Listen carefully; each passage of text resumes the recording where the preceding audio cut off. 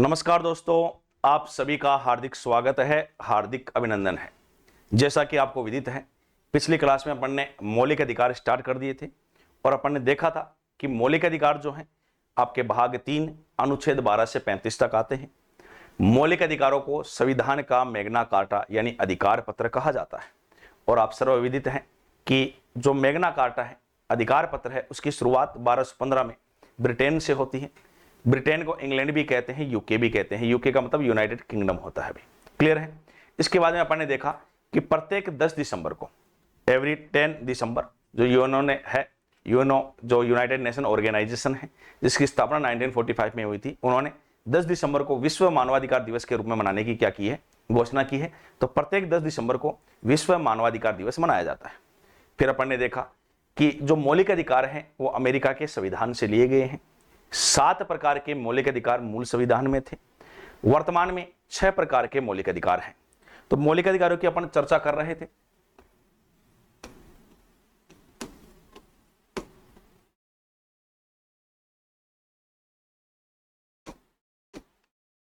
ध्यान से समझना है एक एक बातों को। देखो, 7 प्रकार के मौलिक अधिकार मैंने आपको बताए थे। पहला मौलिक अधिकार है समानता का अधिकार, अनुच्छेद 14 से लेकर अनुच्छेद 18 तक चलता है। दूसरा जो मौलिक अधिकार है वो स्वतंत्रता का अधिकार है, जो अनुच्छेद 19 से लेकर अनुच्छेद 22 तक दिया गया है संविधान में।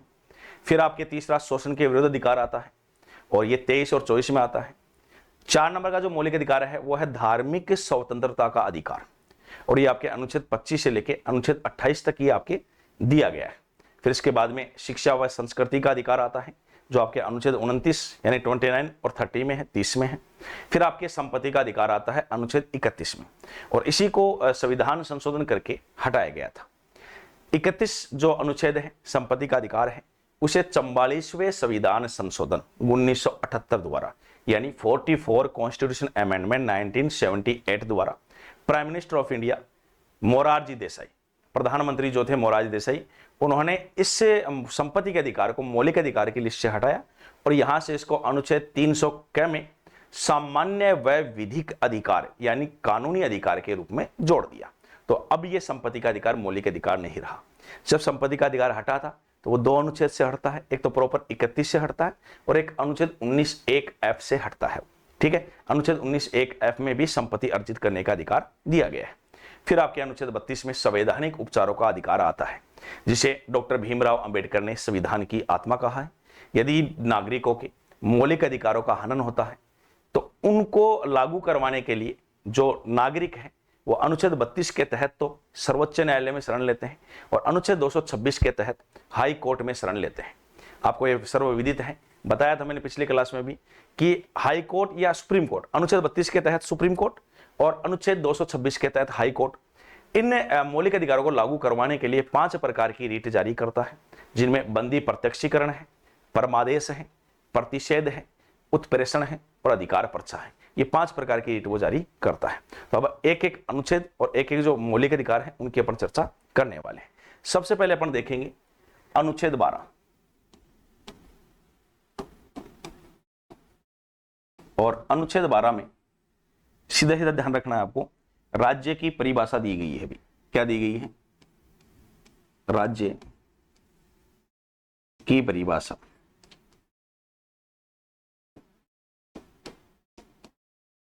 यानी राज्य को संघ के रूप में, राज्य संघ के रूप में ध्यान रखना, इसमें संसद, विधानमंडल,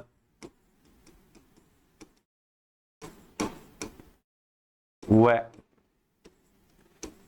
इनसे संबंधित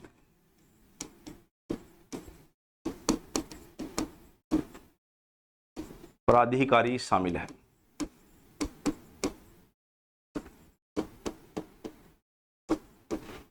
ठीक है, ये आपके आर्टिकल 12 के अंदर है, क्योंकि आपके अनुच्छेद 12 से लेकर 35 तक मौलिक अधिकार चलते हैं। तो अनुच्छेद 12 में जो है वो राज्य की परिभाषा दी गई है, राज्य संघ के रूप में है। जहां जहां देश की बात होती है वो राज्य शब्द लेते हुए ही ये बात की जाती है।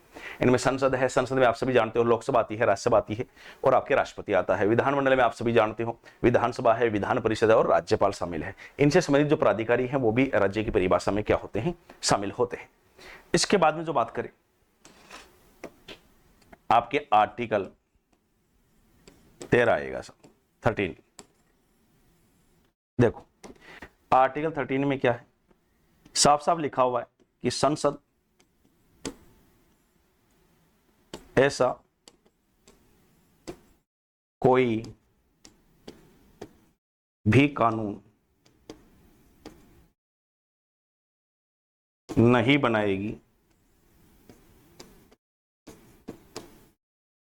जो मौलिक अधिकारों को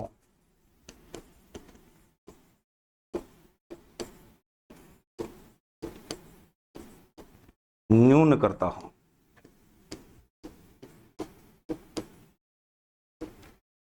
संसद यानी लोकसभा प्लस राज्यसभा प्लस राष्ट्रपति, यानी house of people plus council of state plus president is equal to parliament. यानी संसद ऐसा कोई भी कानून नहीं बनाएगी जो मौलिक अधिकारों को क्या करता है, न्यून करता है, कम करता है। मौलिक अधिकारों को समाप्त करने वाला कोई भी कानून संसद द्वारा नहीं बनाया जाएगा।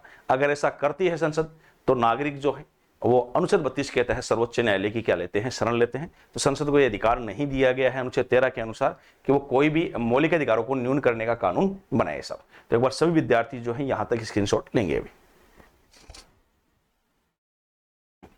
चलो भाई आगे देखते हैं, आगे की चर्चा करते हैं। अब जो मौलिक अधिकार है उन सभी मौलिक अधिकारों की चर्चा करते हैं। सबसे पहला जो मौलिक अधिकार है वो आपके हैं समानता का अधिकार। सबसे जो पहला मौलिक अधिकार है वो कौन सा मौलिक अधिकार आएगा, समानता का अधिकार है। अनुच्छेद 14 से लेकर अनुच्छेद 18 तक ये मौलिक अधिकार चलता है। समानता का अधिकार, राइट टू इक्वलिटी, जो आर्टिकल 14 से लेकर आर्टिकल 18 तक चलेगा। एक एक आर्टिकल अपन पढ़ेंगे, समझेंगे, ध्यान रखिएगा। देखो पहला जो आर्टिकल है वो आपके आर्टिकल 14 है। आर्टिकल 14 इसमें क्या दिया गया है, विधि के समक्ष समानता। और क्या दिया गया है दूसरा, विधि के सम्मान संरक्षण। देखो पहली बात तो विधि के समक्ष समानता तो कहां से ली गई है, ब्रिटेन से। और विधि के समान संरक्षण अमेरिका से, यूएस से लिया गया है। यूनाइटेड स्टेट बोलते हैं या यूएसए बोल सकते हो, यूनाइटेड स्टेट ऑफ अमेरिका बोल सकते हो, यानी संयुक्त राज्य अमेरिका। विधि के समक्ष समानता यानी विधि का मतलब होता है कानून और समानता का मतलब होता है सिमिलर। अगर कोई भी दो व्यक्तियों ने कोई अपराध किया हो या कोई कार्य किया हो ऐसा जो घृणित कार्य हो, देशद्रोह वाला कार्य हो, अन्य किसी भी गतिविधि से संबंधित कार्य हो जो गरिमापूर्ण कार्य के विपरीत कार्य होता है, तो कानून जो है दोनों ही जो व्यक्ति है उनके लिए समानता रखता है। कानून जो होता है दोनों ही व्यक्तियों के लिए क्या होता है, सम्मान होता है। तो इसका मतलब होता है कि विधि के समक्ष समानता, मतलब सभी व्यक्तियों के लिए सम्मान जो है वो कानून रहेगा। फिर आपके दिया गया है विधि के सम्मान संरक्षण, यानी कानून जो है सभी को संरक्षित करता है और संरक्षित जो करता है वो सम्मान रूप से करता है। कानून के आधार पे जो संरक्षण दिया जा रहा है उसमें किसी भी प्रकार का कोई भेदभाव नहीं किया जाएगा। तो ये दो बातें बहुत महत्वपूर्ण है आर्टिकल 14 की, कि विधि के समक्ष समानता और विधि के सम्मान संरक्षण। तो विधि के समक्ष समानता जो है वो ब्रिटेन से ली गई है। विधि के समक्ष समानता कहां से ली गई दोस्तों, ब्रिटेन से ली गई है। और विधि के सम्मान संरक्षण जो है वो आपके कहां से लिया गया है, अमेरिका से लिया गया है। क्लियर है। अगला जो आर्टिकल है अगले आर्टिकल की बात करते हैं, आर्टिकल 15। देखो आर्टिकल 15 क्या कहता है, राज्य, धर्म, जाति, लिंग, आयु, वर्ण, स्थान के आधार पर कोई भेदभाव नहीं करेगा, लेकिन महिला,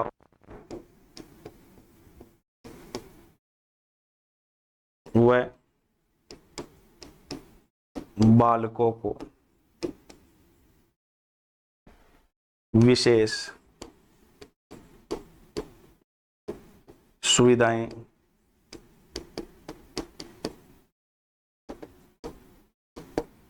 प्रदान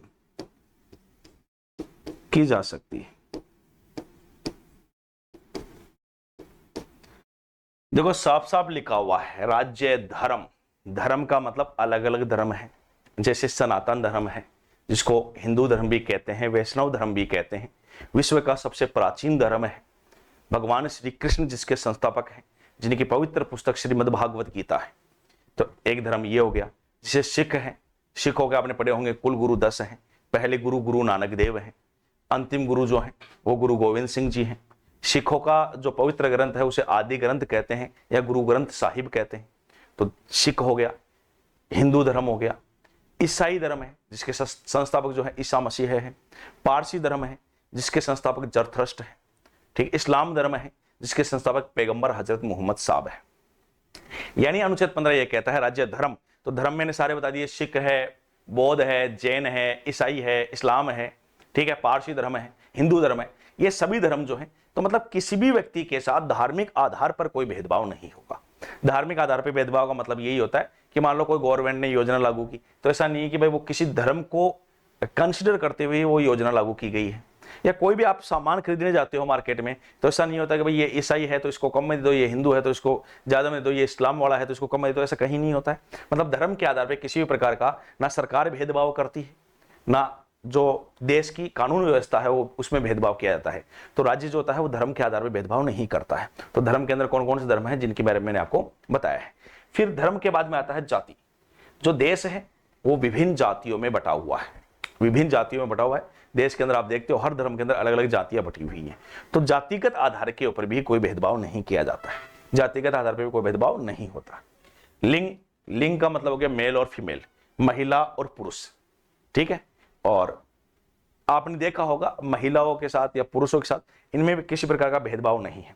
महिला अगर किसी पद के ऊपर कार्य कर रही, उसी पद के ऊपर अगर पुरुष भी कार्य कर रहा है, तो आपने देखा होगा जब आप अनुच्छेद 39 पढ़ोगे तो वहां पे लिखा हुआ है सम्मान कार्य के लिए सम्मान वेतन, सम्मान कार्य के लिए सम्मान वेतन का प्रावधान है। मान लो कोई लेडी आईपीएस है और एक जो है जेंट्स आईपीएस है, पुरुष आईपीएस है, लेडी आईपीएस है, तो उनके साथ आपने कभी देखा होगा वेतन में भेदभाव नहीं है, किसी प्रकार का कोई भेदभाव नहीं होता है। तो राज्य ना धर्म के आधार पर करता है, ना जाति के आधार पर करता है, ना लिंग के आधार पर आपकी भेदभाव किया जाता है। फिर आती है आयु। आयु के आधार पे भी राज्य कोई भेदभाव नहीं करता है। एज की बात कर रहे हैं, आयु के आधार पे भी कोई भेदभाव नहीं होता है। फिर आता है वर्ण। जब आप वैदिक साहित्य पढ़ते हो, वैदिक काल पढ़ते हो, वहां पे पढ़ते हो आप 4 वर्ण हैं। ऋग्वेद के 10वें मंडल में 4 वर्णों का उल्लेख किया गया है। ब्राह्मण, क्षत्रिय, वैश्य और शूद्र, 4 प्रकार के वर्णों का उल्लेख किया गया है। ब्राह्मण, क्षत्रिय, वैश्य और शूद्र, ये 4 वर्ण है। शूद्र वर्ण जो है ऋग्वेद के 10वें मंडल में बाद में जोड़ा गया था। तो 4 वर्णों की व्यवस्था थी। पहले वर्ण व्यवस्था चला करती थी, वर्तमान में जातिगत व्यवस्था हो गई है। पहले जब वर्ण व्यवस्था थी तो वर्ण व्यवस्था जो है, तो यहां लिखा हुआ साफ साफ कि वर्ण व्यवस्था के आधार पर भी किसी प्रकार का कोई भेदभाव नहीं होगा। आपने पढ़ा होगा विराट पुरुष के मुख से ब्राह्मण की उत्पत्ति हुई है, विराट पुरुष के भुजाओं से क्षत्रिय की उत्पत्ति होती है। आपने पढ़ा होगा विराट पुरुष की जंघा से जो वैश्य है उनकी उत्पत्ति होती है, और विराट पुरुष के पैर से शूद्र वर्ण की उत्पत्ति हुई है। ये 4 वर्ण है, इन वर्ण के आधार पर भी कोई भेदभाव नहीं किया जाएगा आपके साथ। स्थान के आधार पर, स्थान के आधार पे भी कोई भेदभाव नहीं किया जाता है। ऐसा नहीं है कि भाई ये राजस्थान का है, ये मध्य प्रदेश का है, तो इनके साथ में आपके साथ में भेदभाव होगा। भाई लाल किला घूमने गए तो ऐसा नहीं है कि भाई ये राजस्थान वाले हैं इनको मत घूमने दो, ये मध्य प्रदेश वाले हैं इनको मत घूमने दो, ये दिल्ली वाले हैं इनको घूमने दो साहब। ऐसा कहीं नहीं होता यार, दिल्ली वाले जयपुर आया हवा महल घूमना है, तो ऐसा कहीं नहीं है। किसी भी प्रकार का भेदभाव इसमें नहीं किया जाता है किसी भी तरीके से। ऐसा नहीं है एक ही सेक्टर में, किसी भी सेक्टर में भेदभाव नहीं होता है। लेकिन फिर लिखा हुआ है महिलाओं और बालकों को, महिलाओं और बालकों को क्या दी जा सकती है, विशेष सुविधाएं प्रदान की जा सकती है। बहुत खास बात है। विशेष सुविधा का मतलब छोटा सा एग्जांपल देके बताता हूं। जैसे रोडवेज बसों में महिलाएं यात्रा करती है तो महिलाओं को जितनी भी 30% छूट मिलती है, जो भी छूट मिलती है वो छूट मिल जाती है। बालक जो बच्चा है उसकी जो है आधी टिकट लगती है। तो वैसा नहीं है कि एक बालक की आधी टिकट लग रही है या एक महिला की आधी टिकट लग रही है, वो 30% कट के लग रहा है, तो वो सभी के लिए समान है। भाई महिला जितनी महिलाएं होंगी उन सबके लिए समान है। वहां पे महिलाओं के साथ या बालकों के साथ इन के आधार पे कोई भेदभाव नहीं है। धर्म, जाति, लिंग, आयु, वर्ण, स्थान के आधार पे उनके साथ में कोई भेदभाव नहीं हो रहा है। बस विशेष सुविधाएं दी गई हैं तो वो सुविधाएं प्रदान की जा सकती है। तो आर्टिकल 14 अपन ने देखा कि इसमें क्या है, विधि के समक्ष समानता है। क्या है, विधि के समक्ष समानता है। और ये आपके कहां से ली गई है, ब्रिटेन से ली गई है। विधि के सम्मान संरक्षण जो है वो कहां से लिया गया है, अमेरिका से लिया गया है। फिर आपके अनुच्छेद 15 में आपके साफ साफ लिखा हुआ है राज्य, धर्म, जाति, लिंग, आयु, वर्ण के स्थान पर इनके आधार पर कोई भेदभाव नहीं होगा। महिलाओं और बालकों को विशेष सुविधाएं दी जा सकती है भाई। तो यहां तक मेरे हिसाब से क्लियर होगा। ये भी एक बार आप स्क्रीनशॉट लीजिएगा भाई।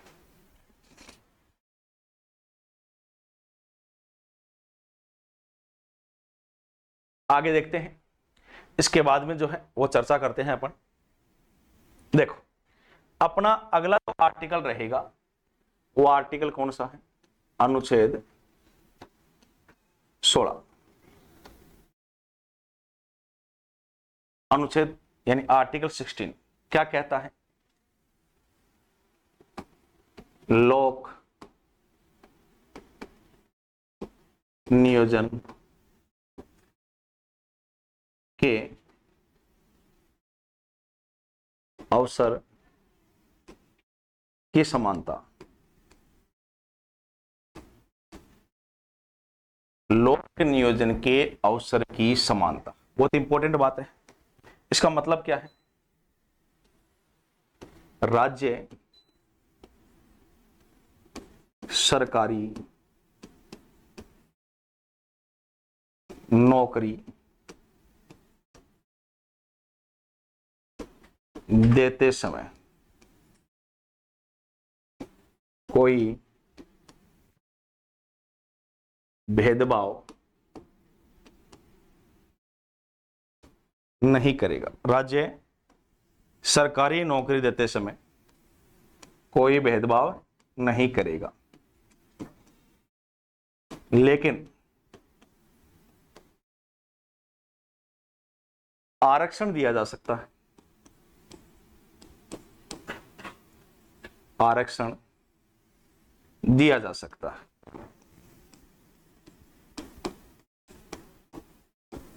और आप सभी जानते हो आरक्षण दिया भी गया है। जैसे एससी को दिया गया है, एसटी को दिया गया है, ओबीसी को दिया गया है, ईडब्ल्यूएस वाला दिया गया है, एमबीसी वाला दिया गया है।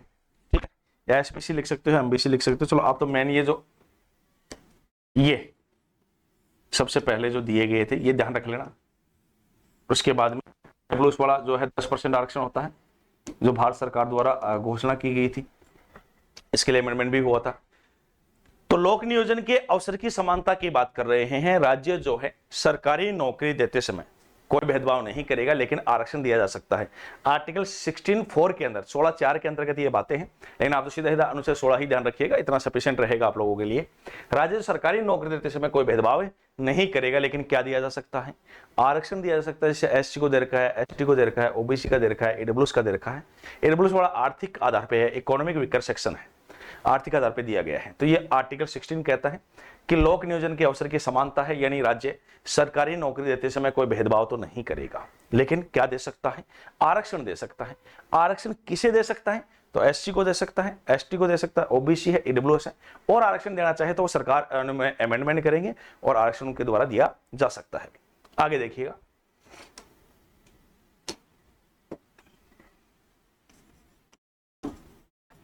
आर्टिकल 17।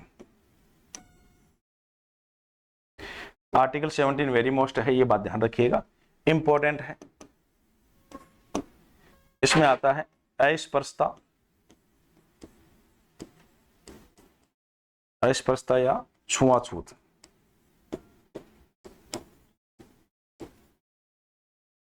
अस्पृश्यता या छुआछूत, ध्यान रखना, अस्पृश्यता या छुआछूत को निषेधित किया गया है, निषेधित किया गया है। इसके अलावा ध्यान रखिएगा 1989 के सिविल नागरिक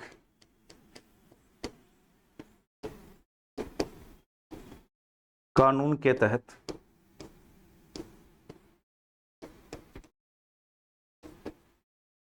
जाति सूचक शब्द कहना भी मना है।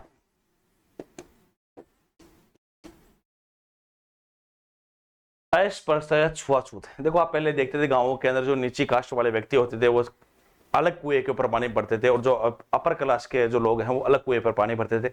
अगर मटका टच हो गया तो वो सारी चीजें टच हो जाती थी, तो वो सोने की जो बाड़ी लेके उससे पानी के छींटे देते, कई कार्यक्रम करते थे पहले। तो ये क्या थी, अस्पृश्यता थी। बहुत एक मतलब गलत धारणा है, गलत अवधारणा है, जो अस्पृश्यता है, छुआछूत है, वो गलत है। एक संत हुए थे रविदास जी, उनके साथ में भी कई बार हुआ है। डॉक्टर भीमराव अंबेडकर हैं, उनके साथ में भी कई बार ऐसा हुआ। तो जो एक गलत धारणा है, कहीं भी ये सही नहीं है। ध्यान रखिएगा, अस्पृश्यता या छुआछूत को कॉन्स्टिट्यूशन खुद निषेधित करता है, मना करता है कि अस्पृश्यता करना, छुआछूत करना क्या है, गलत कार्य है। दूसरी बात, ये गलत कार्य ही नहीं है, ये तो आर्टिकल 17 का उल्लंघन करना है। आप नागरिक के मौलिक अधिकार का उल्लंघन करेंगे अगर किसी के साथ अस्पृश्यता या छुआछूत करते हैं। 1989 का सिविल नागरिक कानून तो यहां तक कहता है कि किसी व्यक्ति को जाति सूचक शब्द कहना भी क्या है, मना है। आप किसी को जाति सूचक शब्द कह के भी उसे परेशान नहीं कर सकते हो, आप गलत नहीं बोल सकते हो। तो आर्टिकल 17 में साफ साफ लिखा हुआ है। तो ध्यान रखना, दो अनुच्छेद अभी बताए हैं। एक तो लोक नियोजन के अवसर की समानता, यानी राज्य सरकारी नौकरी देते समय कोई भेदभाव नहीं करेगा, बशर्ते आरक्षण दिया जा सकता है। एससी है, एसटी है, ओबीसी है, ईडब्ल्यूएस है, इनको आरक्षण प्रदान किया जा सकता है। आर्टिकल 17 में साफ साफ लिखा हुआ है अस्पृश्यता या छुआछूत, यानी अस्पृश्यता या छुआछूत को क्या किया गया है, निषेधित किया गया है। 1989 के सिविल नागरिक कानून के अंतर्गत तो किसी व्यक्ति को जाति सूचक शब्द कहना भी क्या है, मना है। भी क्लियर है मेरे हिसाब से, यहां तक आप स्क्रीनशॉट लीजिएगा।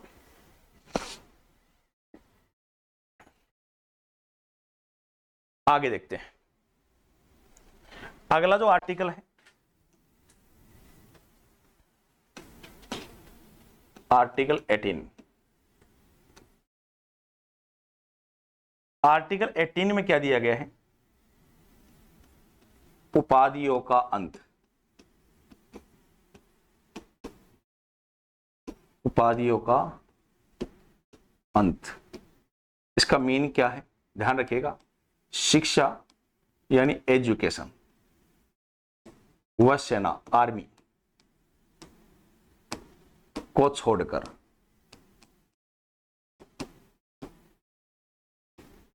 यानी उपाधियों का अंत किया गया है शिक्षा व सेना को छोड़कर। इसका मतलब सीधा सीधा है, शिक्षा यानी एजुकेशन और सेना आर्मी, इनके अलावा उपाधि प्रदान नहीं की जा सकती। शिक्षा व सेना को छोड़कर उपाधियों का अंत किया गया है। जो उपाधियां दी जाएगी वो शिक्षा व सेना के क्षेत्र में ही दी जाएगी। तो शिक्षा व सेना के छोड़कर उपाधियां प्रदान नहीं की जाती है। इसके अलावा ध्यान रखिएगा, उपाधि प्राप्त करने से पूर्व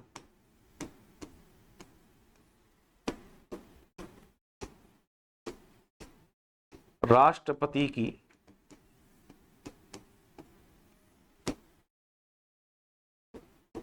अनुमति आवश्यक।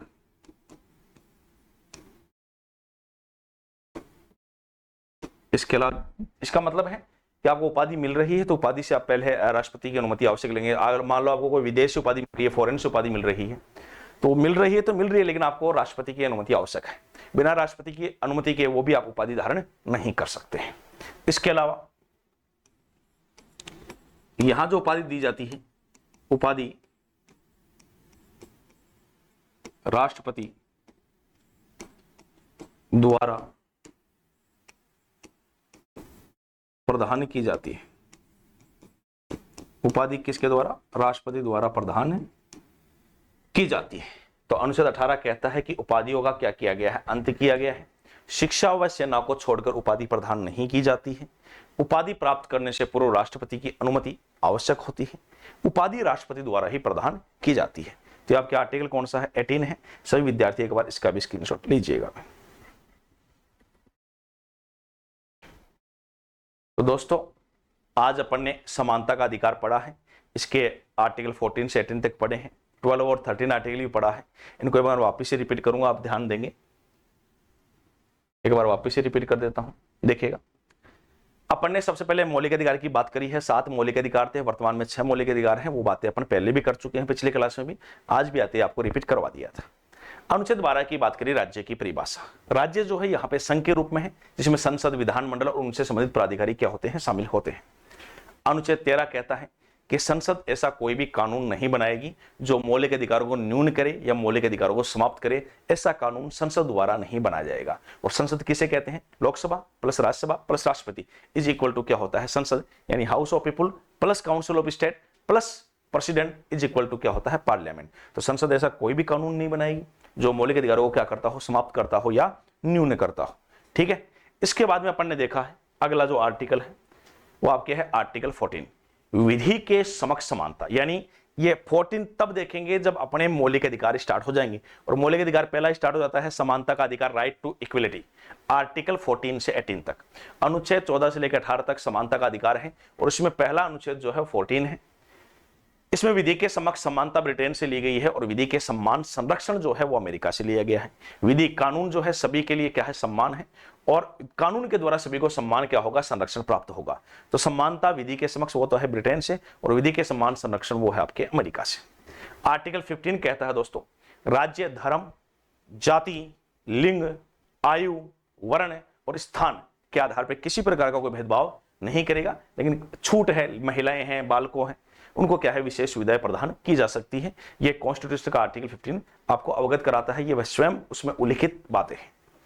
इसके बाद में आर्टिकल 16, लोक नियोजन के अवसर की समानता। दैट्स मीन राज्य गवर्नमेंट नौकरी देते समय, गवर्नमेंट एम्प्लॉय बनाते समय, आपको सरकारी नौकरी देते समय कोई भेदभाव नहीं करेगा, लेकिन आरक्षण दिया जा सकता है। ये बात आप ध्यान रखेंगे। एससी को, एसटी को, ओबीसी को, ईडब्ल्यूएस को, इनको आरक्षण दे रखा है, तो आरक्षण प्रदान किया जा सकता है। आर्टिकल 16(4) के अंदर ये बात उल्लिखित है। अनुच्छेद 17, आर्टिकल 17, अस्पृश्यता या छुआछूत, इंटचेबिलिटी, इसको क्या किया गया है? निषेधित किया जाता है, प्रोहिबिटेड किया गया है, यानी मना किया गया है। आप किसी के साथ अस्पृश्यता या छुआछूत नहीं कर सकते हो। अगर ऐसा करते हो तो यह आर्टिकल 17 का उल्लंघन है। और ऐसा होने पर आप सीधे 32 के तहत सुप्रीम कोर्ट की शरण ले सकते हैं। 226 यानी 226 आर्टिकल के तहत हाई कोर्ट की शरण ले सकते हैं। मौलिक अधिकारों की रक्षा के लिए सुप्रीम कोर्ट और हाई कोर्ट इन अनुच्छेद के तहत रीट जारी करता है। 1989 का सिविल नागरिक कानून तो यह भी कहता है कि किसी व्यक्ति को जाति सूचक शब्द कहना भी क्या है? मना है। फिर अपन ने आर्टिकल 18 की चर्चा करी है।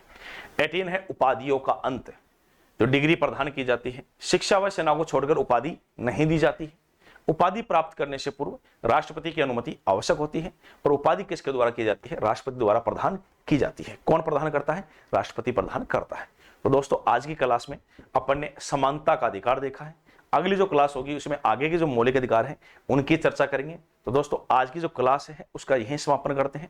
नेक्स्ट क्लास में जो आगे के मौलिक अधिकार है, फंडामेंटल राइट्स हैं, उनके साथ आपसे मुलाकात होगी। तब तक के लिए धन्यवाद। जय हिंद, जय भारत।